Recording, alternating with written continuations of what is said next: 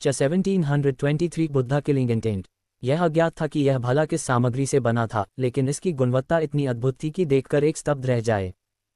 वीर को इसमें कोई शक नहीं था कि इस भाले में प्रयुक्त सामग्री किसी भी एम्पीरियन स्प्रिट ट्रेजर बनाने के लिए पर्याप्त थी। लेकिन वीर के हाथ में यह भाला कोई एम्पीरियन स्प्रिट ट्रेजर नहीं था।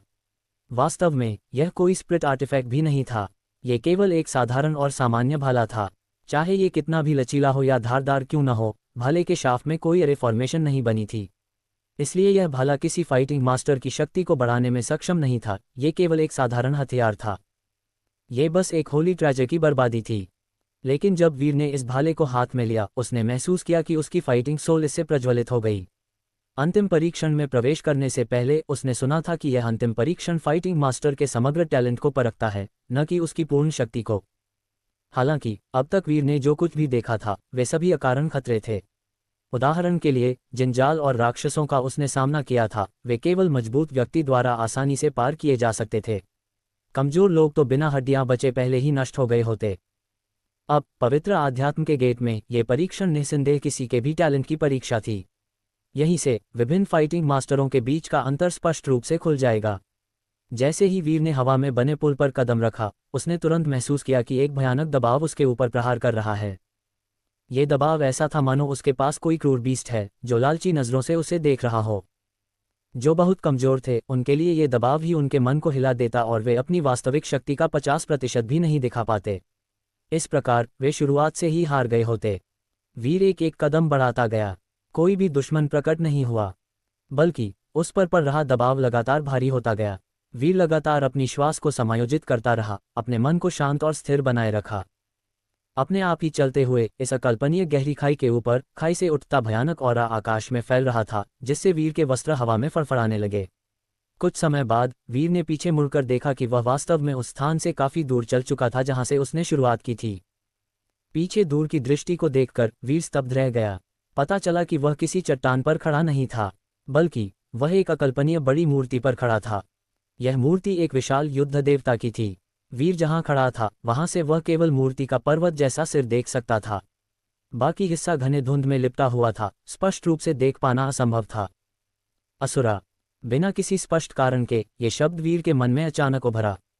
यह अनजाने में ही ऐसा लगा कि यह मूर्ति सुप्रीम असुरा की थी। इस अकल्पनीय विशाल मूर्ति का हर किनारा और मोड़ असुरा रोड मास्टर के अनंत सच्चे अर्थ और तीव्र इच्छा का प्रतिनिधित्व करता था। इसमें अनगिनत रहस्य समाहित थे। सेक्रेट स्पिरिचुअलिटी एक विशाल खाई की तरह था, केवल वीर ही जीत पाएगा। वीर के मन में उच्च विचार और वीरता की महत्वाकांक्षा उमड़ने लगी। अतीत में असुरा रोड मास्टर ने अपनी शक्ति का उपयोग करके 33 हीवंस के बगल में एक महान दुनिया का निर्माण किया था। इस प्रकार का साहस और जोखिम लेने की हिम्मत वीर में भी प्रवाहित हुई। वह असुरा रोड मास्टर की तरह बनना चाहता था, अपनी खुद की दुनिया बनाना, अपने खुद के नियम स्थापित करना और अपनी फाइटिंग आर्ट की राह खुद बनाना चाहता था। एक कदम दर एक कदम वीर दृढ़ और निश्चयपूर्वक आगे बढ़ता गया। अचानक उसके सामने का स्पेस झिलमिलाते जल की सतह की तरह हिलने लगा। एक भयंकर गर्जना अनंत समय के प्रवाह से आती हुई प्रतीत हुई। इसके साथ असीमित किलिंग इंटेंट भी बह रहा था, प्रचंड और उग्र।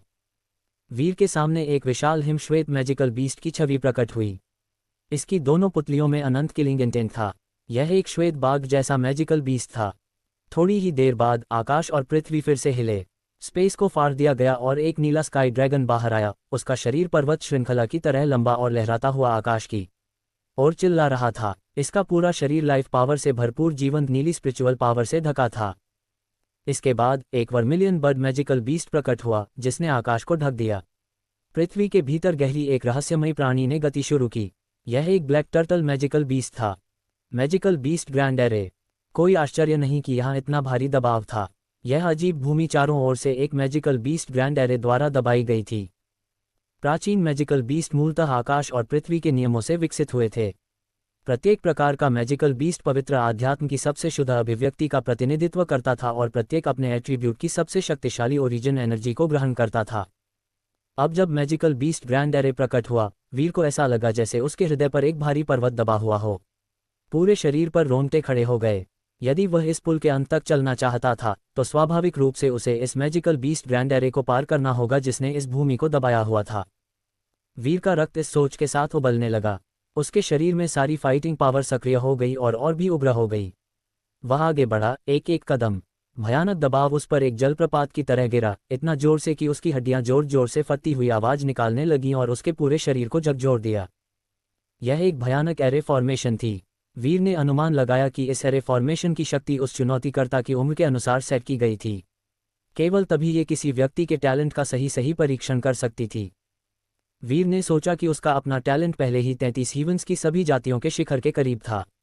इसके बावजूद इस मैजिकल बीस्ट ग्रैंड एरे का सामना करते हुए वीर के लिए आगे बढ़ना कठिन हो रहा था। इससे ही ये देखा जा सकता था कि असुरा स्तर की कठिनाई कितनी कठिन थी। Power like God force. Veer के विचार केंद्रित हुए और पावर लाइक गॉड ट्री की छवि उसके पीछे प्रकट हुई। पावर लाइक गॉड ट्री के ऊपर थंडर और फायर की शक्ति उग्र रूप से चमक रही थी और भड़कीली हो रही थी। पावर लाइक गॉड फोर्स के समर्थन से वीर आगे बढ़ता रहा, लेकिन दबाव लगातार और भयानक होता गया। भले ही उसने पावर लाइक गॉड फोर्स खोला, वीर के लिए इस दबावकारी शक्ति को सहन करना कठिन हो रहा था। Purple temple spirituality palace. Veer का पूरा शरीर क्रैक करने लगा। उसकी मांसपेशियां और हड्डियां जोर जोर से फटती हुई आवाजें निकाल रही थीं, जैसे आकाश के 9 स्वर्गों से सितारों की रोशनी अचानक दिखाई दी हो। ये सितारों की रोशनी वीर के शरीर पर नदियों की तरह बरसी, उसे शक्ति से भर दिया और उसकी ताकत तेजी से बढ़ गई। इस विशाल शक्ति के समर्थन के नीचे वीर ने मैजिकल बीस्ट ग्रैंड एरे में कदम कदम बढ़ाया। उसका शरीर बार बार विस्फोटक ध्वनियां निकाल रहा था। उसके वस्त्र बिखर गए और उसकी रत्नलिकाएं त्वचा पर उभर आईं। फिर एक गर्जना के साथ जिसने आकाश को हिला दिया और पृथ्वी को फाड़ दिया, श्वेत बाघ वीर की ओर तेजी से आया। इस छवि ने अपने साथ रक्तरंजित किलिंग इंटेंट लेकर वीर की ओर तेजी से बढ़ना शुरू किया। हवा में तैरते पुल पर वीर स्तब्ध रह गया। उसने तेजी से पीछे हटने की कोशिश की, लेकिन उसी समय वह भयानक ऊर्जा की लहरों से बंध गया। उस क्षण उसकी चेतना में भीषण तरंगें उठीं। उसने देखा कि उसके चारों ओर का दृश्य गायब हो गया और वह अचानक प्राचीन वीरान मैदान में प्रकट हो गया। इस काली और बंजर भूमि में विशाल राक्षसों के शव बिखरे हुए थे। इस हवा में मृत्यु और सड़न की गंध फैली हुई थी। वह विशाल श्वेत बाघ मैजिकल बीस्ट आकाश और पृथ्वी के बीच खड़ा था। उसकी खूनी लाल पुतलियां वीर पर स्थिर थीं। इसका किलिंग इंटेंट इतना ठोस था कि वह हवा को काट सकता था। मारो मारो मारो। एक प्रबल ऊर्जा हवा में लटकी हुई थी जो मस्तिष्क पर चिल्ला रही थी। ये किलिंग इंटेंट से भरी हुई ऊर्जा वीर को भी प्रभावित कर रही थी। मारो मारो, अपने रक्तरंजित मार्ग पर चलो और सभी को काट दो, अपनी शाश्वत ग्रेट स्पिरिचुअलिटी की ओर। इस समय प्रबल हत्या की इच्छा वीर के हृदय में उमड़ने लगी। उसके पूरे शरीर को मारने की इच्छा में डुबो दिया। कुछ समय के लिए वीर धीरे धीरे अपने शरीर का नियंत्रण खो बैठा। वह धीरे धीरे हवा में तैरते पुल के किनारे की ओर बढ़ा, उस पर से कूदने ही वाला था। लेकिन जैसे ही वह अनंत खाई में कूदने ही वाला था, वीर की हड्डियों से हल्की हल्की अनंत सितारों की रोशनी बहने लगी, जो उसे जीवन शक्ति से भर रही थी, अनंत रूप से विविध और सूक्ष्म। इस असीमित जीवन शक्ति से हर तरह के अजीब और रहस्यमयी प्रतीक ऊपर तैरने लगे। ये प्रतीक उस हेवनली जस्टिस स्पिरिचुअलिटी डायग्राम के टुकड़े थे जिसे वीर ने हेवनली जस्टिस स्पिरिचुअलिटी पैलेस में प्रवेश करते समय तोड़ दिया था। ये सितारों की रोशनी जीवन और ग्रेट स्पिरिचुअलिटी की शक्ति से भरी हुई थी और यह उसकी मांसपेशियों और हड्डियों में घुल गई थी। इस महत्वपूर्ण क्षण में ये प्रतीक प्रतिक्रिया देने लगे। कुछ प्रतीक बिजली की झिलमिलाहट की तरह चमके। उन्होंने काटते हुए वीर के मन पर वार किया। वीर ने अपने मन में झटका महसूस किया। अचानक वह घबराया जब उसने महसूस किया कि उसे भारी किलिंग इंटेंट से घेर लिया गया है। ये श्वेत बाघ मैजिकल बीस्ट का हमला केवल शारीरिक नहीं था, बल्कि ये दिव्य आत्मा को भी भ्रमित कर रहा था। एक श्वेत बाघ बुद्धा किलिंग इंटेंट की ऊर्जा का रूप कहा जा सकता था। यदि कोई पूरी तरह से इस बुद्धा किलिंग इंटेंट की चपेट में आ जाए तो वह अपनी इच्छा खो देगा और केवल एक बेतुकी हत्या करने वाली कठपुतली बन जाएगा। वीर जाग गया। यह उग्र ऊर्जा प्रवाह श्वेत बाघ जैसे मैजिकल बीस्ट की बुद्धा किलिंग इंटेंट की शक्ति थी। यदि यह उसके शरीर में मौजूद हेवनली जस्टिस स्पिरिचुअलिटी पैलेस बिजली की तरह नहीं फटता और उसे मूर्खता से बाहर नहीं लाता, तो वह एक खतरनाक स्थिति में होता। ये स्थान वास्तव में चालाक खतरों से भरी भूमि है। वीर ने मन को केंद्रित किया। वह हल्की सी अनुभूति कर सकता था कि गेट ऑफ रूल्स में कदम रखते ही लड़ाइयाँ केवल स्पिरिचुअल एनर्जी से लड़ी जाने वाली हत्याओं तक सीमित नहीं रहेंगी, बल्कि यह इच्छाशक्ति, नियमों और अन्य कई पहलुओं की लड़ाई होगी। यहाँ कोई बड़े लाभ प्राप्त कर सकता है, लेकिन खतरे भी समान रूप से गंभीर हैं। एक विचार से उसने अपने हाथ में लंबे भाले को हिलाया। Celestial tyrant manual 100 level waves. लंबे भाले का हर वार स्पेस को चीरता हुआ गुजरा, अपने साथ 10 अरब कोल की प्रचंड शक्ति लेकर। यहाँ तक कि एक ग्रह भी इस हमले से कुचल दिया जाता। यह विशाल शक्ति लहरों की तरह बाहर निकली, एक दूसरे पर परतों में चढ़ी और तेजी से बढ़ी। अंततः यह असीम शक्ति एक बिंदु में संयोजित हुई, इस रहस्यमय लंबे भाले में संकुचित हो गई। जब इस भाले ने अंतिम बार प्रहार किया तो ये तारे के फूटने जैसी शक्ति के साथ था, आंखों को चकाचौंध करने वाला। गड़गड़ाहट, गड़गड़ाहट। वीर का भाला उस विशाल श्वेत बाघ की ओर बढ़ा जो काले भूमि में फैला था। ये श्वेत बाघ की छवि किसी भी तरह से सच्चा मैजिकल बीस्ट नहीं थी, ये केवल मैजिकल बीस्ट ग्रैंड एरे के ऑरा की एक झलक थी। का उस क्षण गड़गड़ाती थंडर की आवाज के साथ श्वेत बाघ में एक विशाल घाव फट पड़ा। श्वेत बाघ के टूटे हुए टुकड़े उड़ गए। ये ग्रेट स्पिरिचुअलिटी के प्रतीक थे जिन पर किलिंग इंटेंट की शक्ति अंकित थी। इस प्रबल श्वेत बाघ जैसे मैजिकल बीस्ट छवि के भीतर एक नियम प्रकट हुआ। जब वीर ने श्वेत बाघ की छवि को गंभीर रूप से घायल किया तो ग्रेट स्पिरिचुअलिटी से एक खूनी लाल ऑरा उसके स्प्रिट सी में प्रकट हुआ। ये ऑरा धीरे धीरे उसके मांस और रक्त के साथ घुल गया, उसकी चेतना में मिल गया। यह वीर चकित हुआ। जब उसने अभी अभी श्वेत बाघ की छवि को क्षति पहुंचाई तो उसके भीतर निहित शक्ति और नियमों का एक अंश वीर के शरीर में समाहित हो गया, जिससे वह और अधिक चीजों को महसूस करने लगा। ऐसा प्रतीत हुआ कि भले ही यह गेट ऑफ रूल्स मृत्यु और वध से भरा हुआ था, यह एक सौभाग्यपूर्ण अवसर भी प्रस्तुत करता था। इस स्थान पर मैं पवित्र आध्यात्म के नियमों की अपनी समझ को परिपक्व कर सकता हूँ। एक होली बीस्ट की पवित्र आध्यात्म की मूल शक्ति, यह एक दुर्लभ अवसर है। वीर ने मन में सोचा और उसके विचार शांत हुए। पतले आसमानी पुल पर प्रबल हवाएं उस पर झोंक रही थीं, लेकिन उसका हृदय पर्वत की तरह स्थिर रहा। फिर इस समय वीर के सामने विशाल नीले कंठ वाला ड्रैगन दहाड़ता हुआ आया। उसका गहरा नीला ऑरा वीर की ओर फट पड़ा। जैसे ही असुरा ड्रैगन ने हमला किया, आसपास का दृश्य अनंत समुद्र में बदल गया। ड्रैगन इसके ऊपर उग्र रूप से क्रोधित था, संपूर्ण शक्ति से भरा हुआ, घमंड में सुलगता हुआ प्राणी। जितना अधिक वीर लड़ा उतना ही उसका रक्त उबल उठा। उसने अपने शरीर के 2 स्पिरिचुअलिटी पैलेस खोले और पावर लाइक गॉड फोर्स को उग्र रूप से घुमाया। अपनी भयंकर शक्ति के समर्थन में वीर प्राचीन निर्दयी पशु की तरह ड्रैगन की पीठ पर टूट पड़ा। अरबों कोल की भयंकर शक्ति ऊपर से आकर धक्का दे रही थी। ड्रैगन दर्द और पीड़ा में दहाड़ा और हवा में उड़ा दिया गया। वीर ने आगे कदम बढ़ाया और उसका पीछा किया। वर्तमान वीर के लिए, क्योंकि उसने 2 स्पिरिचुअलिटी पैलेस खोले थे, उसकी फिजिकल ट्रेनिंग प्रणाली की शक्ति उसकी सबसे शक्तिशाली हमला विधि बन गई थी। दूसरी ओर उसकी एनर्जी गैदरिंग प्रणाली की शक्ति पीछे रह गई। मारकाट करते हुए वीर की स्पीयर पावर अनंत और भव्य थी। ये पहाड़ों की तरह टूटती हुई नीचे गिरती, अवरोधन रहित। वीर ड्रैगन पर सवार हुआ और उसके साथ हिंसक संघर्ष में लगा, बेतहाशा हमलों की श्रृंखला में। लेकिन ये केवल एक होली बीस्ट छवि थी और वीर के आक्रमण का सामना नहीं कर सकती थी। कुछ समय बाद उस ड्रैगन के नींव स्कल टूट पड़े और रक्त पृथ्वी पर बरस पड़ा। वीर ने जीवन मरण की लड़ाई में ड्रैगन को मार डाला। इस प्रकार 4 होली बीस्ट छवियों में से 2 गायब हो गए। शेष ग्रैंड एरे वीर के लिए बहुत कम खतरनाक था। 1724 प्राचीन महाद्वीप। शेष ग्रैंड एरे वीर के लिए बहुत कम खतरनाक था। वीर जितना अधिक लड़ता गया उतना ही वह उग्र हुआ और शीघ्र ही सभी होली बीस्ट की छवियों को मार गिराया। सभी होली बीस्टों को मारने के बाद वीर का पूरा शरीर रक्त में लथपथ था। उसके हाथ और शरीर कांप रहे थे। ये शारीरिक युद्ध में अपनी शक्ति का अत्यधिक उपयोग करने का प्रतिकूल प्रभाव था, लेकिन साथ ही लड़ाई से उमड़ी उत्तेजना भी थी। गहरी सांस लेकर वीर ने धीरे धीरे अपने उबलते रक्त और विचारों को शांत किया। इस समय पुल पर भयानक दबाव पहले की तरह ही भयावह था और इसका सबसे छोटा भी कम होने का संकेत नहीं था। बल्कि वीर ने जब होली बीस्ट ग्रैंड एरे को तोड़ा तो ये दबाव और भी प्रबल हो गया।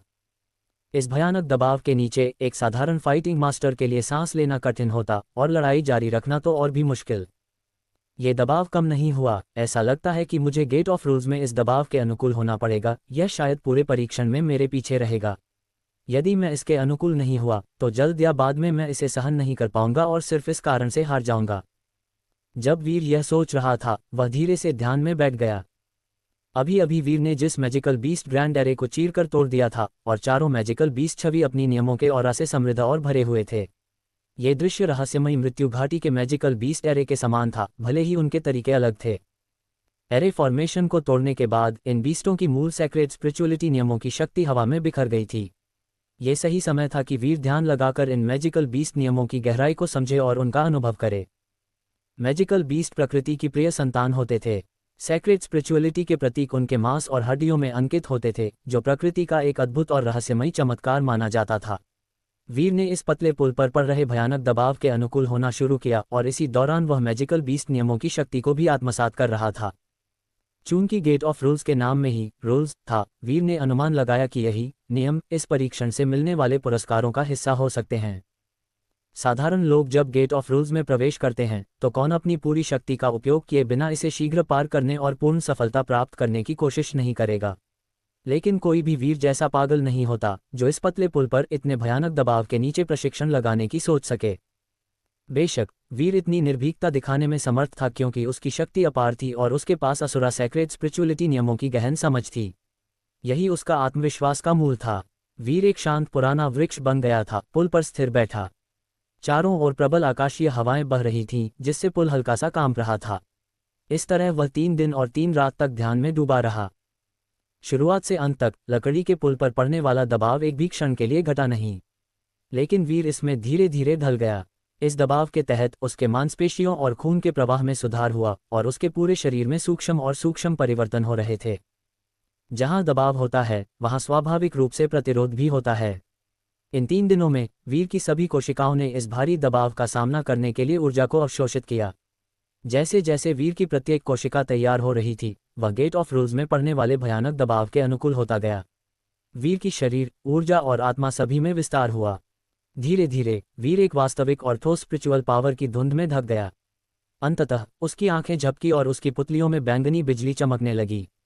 उसका ऑरा एक तलवार की तरह आकाश में उड़ गया। एक छलांग के साथ आकाश में तैरते लकड़ी के पुल पर बसी वर्ल्ड एनर्जी, जो इस पूरे क्षेत्र को दबाव की लहरों से ढक रही थी, वीर ने उसे जैसे नदी के खिलाफ तैरती मछली की तरह पार कर लिया। वीर के पैर दृढ़ता से पुल पर टिक गए और वह बेहद तेज गति से आगे बढ़ गया। इस भयानक दबाव के नीचे आगे बढ़ना, उस दबाव की कल्पना करना भी कठिन था जिसे वीर ने सहना पड़ा। हालांकि दो स्पिरिचुअलिटी पैलेस खोलने के बाद वीर का शरीर इतनी भारी शक्ति को सहन करने में सक्षम था। जल्दी ही उसके पैरों के नीचे असीमित लकड़ी का पुल गायब हो गया और वीर एक नई और अजीब दुनिया में प्रवेश कर गया। उसके सामने एक विशाल सफ़ेद रोशनी फैली हुई थी। आसमान में उसने हवा में तैरते एक असाधारण विशाल महाद्वीप को देखा जो एक प्राचीन और जीवंत ऊर्जा का उत्सर्जन कर रहा था। गरजते हुए हवाएं गूंज रही थीं जैसे आकाश में बिजली की गड़गड़ाहट। हर दिशा से यह आवाज़ आ रही थी। इस प्राचीन तैरते महाद्वीप से असीमित ऑरा लगातार नीचे बह रहा था। वीर पूरी तरह से जानता था कि अंतिम परीक्षण की ये दुनिया असुरा रोड मास्टर की सावधानीपूर्वक बनाई गई कलाकृति थी। इस दुनिया का हर इंच असीम गहराई और गहन अर्थ से भरा हुआ था। सोचते हुए वीर सीधे आकाश में एक उभरते हुए धूमकेतु की तरह कूद पड़ा और प्राचीन महाद्वीप पर छलांग लगाए। फट! जब वह उस प्राचीन महाद्वीप पर उतरा जो 1 लाख फीट की ऊंचाई में तैर रहा था, वीर ने चारों ओर देखा। ये जगह उसकी कल्पना से बिल्कुल अलग थी। इस प्राचीन महाद्वीप के ऊपर वास्तव में अनगिनत सुनहरे गेट्स थे। ये सुनहरे गेट पहाड़ों जितने विशाल थे, उनके किनारे देख पाना कठिन था। वीर केवल उनसे निकलती असाधारण जीवंत ऊर्जा महसूस कर सकता था, जैसे किसी स्पिरिचुअल गॉड का विशाल दबाव।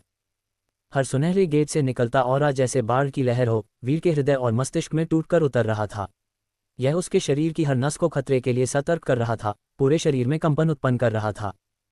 इनमें वास्तव में क्या है? वीर ने कई वर्षों तक फाइटिंग आर्ट्स का प्रशिक्षण लिया था और उसका मनोबल और इच्छाशक्ति किसी चट्टान की तरह मजबूत थी। लेकिन इन विशाल गेट्स के सामने वह भी स्तब्ध रह गया। सामान्य समय में केवल किसी एम्पीरियन स्तर की शक्ति वाले प्राणी का ऑरा ही उसके ऊपर ऐसा दबाव डाल सकता था। इस समय हर सुनहरे गेट से तेज सुनहरी रोशनी निकली और वीर को ढक लिया। जैसे अनगिनत हाथों ने उसे पकड़ लिया हो, वीर ने महसूस किया कि हर सुनहरी रोशनी उसकी पूरी देह में प्रवेश कर रही थी। वह जैसे एक असहाय छोटा बच्चा था, इस अनंत सुनहरी रोशनी के नीचे पूरी तरह से उजागर।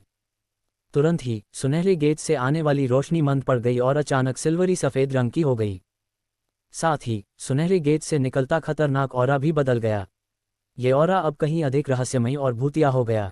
फिर एक सुनहरा गेट खुला और ठंडे बर्फीले ऑरा ने पूरे वातावरण को भर दिया। वीर ने समझा कि शायद ये गेट इस परीक्षा के दूसरे हिस्से का प्रवेश द्वार था। वह चारों ओर सतर्क रहते हुए धीरे धीरे अंदर कदम रखा। बर्फ ने संसार को भर दिया, चारों ओर से बहकर आए, अपनी ठंडक हड्डियों तक पहुंचा रही थी। आसमान बादलों से ढका और धूसर था, ऐसा प्रतीत हो रहा था जैसे ये राख से बना हो। पेड़, नदियां और चारों ओर फैली अनंत पर्वत श्रृंखलाएं बर्फ और हिम की चादरों से ढकी हुई थीं। जब वीर ने 9 स्टार स्पिरिचुअलिटी पैलेसों में से हेवनली जस्टिस स्पिरिचुअलिटी पैलेस में प्रवेश किया, उसकी शारीरिक देह अभूतपूर्व शक्ति स्तर तक पहुंच चुकी थी। पिछले अरब वर्षों में बहुत कम इंसानों के पास उसकी जैसी देह रही होगी। हाथ उठाकर वह चांद को तोड़ सकता था। फिर भी इतनी शक्तिशाली देह होने के बावजूद उसने महसूस किया कि एक ठंडी सिहरन उसकी मांसपेशियों में घुस रही थी, उसकी रक्त नलियों और हड्डियों तक पहुंच रही थी और अंगों में समा रही थी। अचानक 1 मील दूर एक हिमपर्वत में दरारें पड़ीं और वह ढहने लगा। उस टूटते हिमपर्वत से और भी भयानक ठंडी ऊर्जा निकलने लगी। एक बर्फीला औरा वीर की ओर दौड़ा, जैसे किसी जमे हुए समुद्र पर सफ़ेद बर्फ की सुनामी आ रही हो, लेकिन वीर ने इसे महसूस नहीं किया। इस समय पहले ही कुछ लोग गेट ऑफ रूल्स को पार कर चुके थे। जो पहले गेट ऑफ रूल्स पार कर गए वे फाइटिंग मास्टर थे जिन्होंने सबसे आसान कठिनाई चुनी थी। उनमें से कई ने केवल 3 दिनों से थोड़ा अधिक समय लिया गेट ऑफ रूल्स के अंत तक पहुंचने में और आसानी से तीसरे स्तर पर प्रवेश किया। हम सफल हो गए, हम तीसरे स्तर तक पहुंच गए। पहली टीम के परीक्षण फाइटिंग मास्टर सफलतापूर्वक गेट ऑफ रूल्स पार कर तीसरे स्तर तक पहुंच गए थे। उनका आनंद का ठिकाना नहीं रहा। ये बिल्कुल भी कठिन नहीं था। हा, काश मुझे पहले पता होता तो मैं अर्थ सटेप कठिनाई चुनता। मुझे लगता है कि मैं वह भी पार कर सकता था। एक युवा फाइटिंग मास्टर घमंड भरे स्वर में बोला। सबसे आसान कठिनाई चुनने वाले परीक्षण फाइटिंग मास्टरों ने ज्यादातर अपने परीक्षण को पूरी तरह पूरा किया था। पहले, क्योंकि उन्होंने बहुत सारे कारकों पर विचार किया था, उन्होंने कठिन कठिनाई चुनने का साहस नहीं किया था। लेकिन अब जब उन्होंने अपने परीक्षण को पूर्णतया पार कर लिया था, तो उनमें यह विचार जन्म लेने लगा कि वे उच्चतर कठिनाई भी चुन सकते थे। वे सभी उत्साहित होकर चर्चा कर रहे थे और साथ ही तीसरे स्तर के दृश्य की ओर देखते रहे। जब उन्होंने अपने चारों ओर देखा तो एक दूसरे की ओर भ्रमित नजरों से देखने लगे। अंतिम परीक्षण का तीसरा स्तर केवल एक विशाल सफेद भूमि था जो अनंत तक फैली हुई प्रतीत हो रही थी। ऐसा लग रहा था कि यहाँ कुछ विशेष नहीं था और न ही कोई खतरा था। लेकिन इस सफेद भूमि के ऊपर आकाश में अनगिनत प्राचीन इमोर्टल पैलेस तैर रहे थे। ये इमोर्टल पैलेस अलग अलग आकारों में थे। सबसे छोटे घर के आकार के थे, मध्यम आकार के राजमहल के बराबर थे, बड़े पैलेस बड़े पहाड़ों के समान थे और सबसे बड़े पैलेस का आकार छोटे ग्रह के समान था। इसके अलावा जितना बड़ा इमोर्टल पैलेस होता उतना ही भयानक और वह उत्सर्जित करता। विशेषकर ग्रह के आकार का इमोर्टल पैलेस अनगिनत ग्रेट स्पिरिचुअलिटी के प्रतीकों से उत्कीर्ण था। इन अनंत प्रतीकों के बीच मैजिकल बीस्टों की मूर्तियां भी बनी थीं। यहाँ घुमावदार सोवरिंग ड्रैगन, निर्वाण में फीनिक्स, दौड़ते हुए यूनिकॉर्न, उनकी संख्या और विविधता अनंत थी। ये मूर्तियां भी प्रतीकों से ढकी हुई थी, सभी अत्यंत चौंकाने वाला अनुभव दे रहे थे। ऐसा लग रहा था कि इस इमोर्टल पैलेस में कोई आध्यात्मिक देवता निवास कर रहा हो। केवल देखने से ही अनुमान लगाया जा सकता था कि सबसे बड़े इमोर्टल पैलेस के भीतर कोई महान रहस्य होना चाहिए। ये जगह क्या है? क्या ये इमोर्टल पैलेस परीक्षण है? कई युवा फाइटिंग मास्टर हैरान होकर ऊपर के इमोर्टल पैलेस को देख रहे थे। उन्हें इन इमोर्टल पैलेस की जांच करने के लिए ऊपर उड़ जाने की इच्छा हुई। ये परीक्षण नहीं है, बल्कि इनाम है। प्रत्येक इमोर्टल पैलेस में एक शुभ अवसर छिपा है। अंतिम परीक्षण के तीसरे स्तर में कोई खतरा नहीं है, केवल इनाम है। युवा प्रतिभागियों में से किसी ने कहा। उसे अंतिम परीक्षण में सामान्यतः होने वाली घटनाओं की अच्छी जानकारी थी। अंतिम परीक्षण के हर स्तर पर खतरे नहीं होते। कुछ स्तर इनाम क्षेत्र के रूप में और परीक्षण फाइटिंग मास्टरों को विश्राम का स्थान देने के लिए बनाए गए थे। तीसरा स्तर इसी का उदाहरण था। इनाम, ये शब्द सुनते ही कई टैलेंटेड युवा प्रतिभागियों की आंखों में चमक आ गई। अंतिम परीक्षण के इनाम, यह मामूली बात नहीं थी। हा, हम पहले लोग हैं जिन्होंने गेट ऑफ रूल्स पार किया। पहले आओ, पहले पाओ। हा, हमारे लाभ तो बहुत बड़े हैं। ये युवा प्रतिभागी एक दूसरे की ओर नजर डालते हुए ऊपर की ओर उड़ चले, जैसे टिड्डियों का झुंड। उनकी उड़ान की गति तेज थी क्योंकि वे हवा में सबसे बड़े ग्रह के आकार के इमोर्टल पैलेस की ओर बढ़ रहे थे। ये समझना भी मूर्ख के लिए आसान था कि सबसे बड़ा इमोर्टल पैलेस, जिसमें सबसे भयानक ऑरा था, उसमें सबसे अच्छे शुभ अवसर भी होंगे। अंतिम परीक्षण से संबंधित कई शुभ अवसरों की कथाओं को सोचते हुए सभी की आंखें लाल हो गईं, लालच से भरी हुई।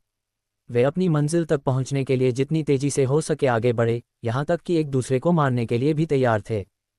झुंड के सबसे आगे वाले फाइटिंग मास्टर्स ने अपनी उड़ान तेज करने के लिए किसी भी तरह की गुप्त टेक्निक का प्रयोग करने में कोई हिचकिचाहट नहीं दिखाई। जैसे ही उन्होंने विशाल और रहस्यमयी इमोर्टल पैलेस को करीब आते देखा, उनके मुंह में तक लार आ गई। लेकिन जैसे ही वे इमोर्टल पैलेस में प्रवेश करने ही वाले थे, सभी ने पीड़ा और कष्ट में चीखें निकालीं। उनके शरीर गंभीर रूप से घायल हो गए थे। वे सभी उस लोहे की दीवार जैसे बैरियर से टकरा गए जिसे वे देख ही नहीं सकते थे। आह! एक करुणापूर्ण चीख हवा में गूंजी। परीक्षण फाइटिंग मास्टर लंबे समय से लालच में पागल हो चुके थे और अपनी गति की सीमा दिखा चुके थे। अब जब उनके पास प्रतिक्रिया करने का समय भी नहीं था, वे सभी इस अदृश्य बाधा से टकरा गए। हे भगवान, क्या हुआ?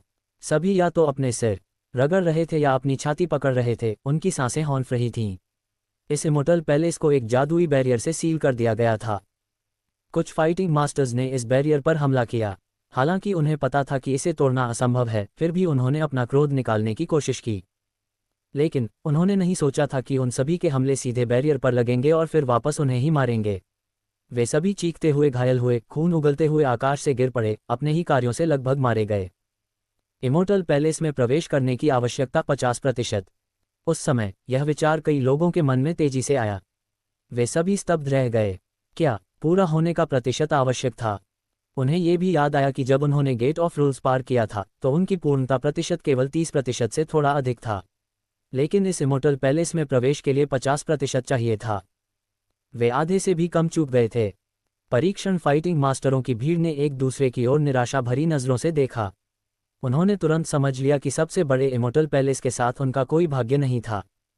हालांकि वे उदास थे, फिर भी उन्होंने अपने मन को संभाला और अगले थोड़े छोटे इमोर्टल पैलेस की ओर बढ़े। उन्हें पहले पहाड़ के आकार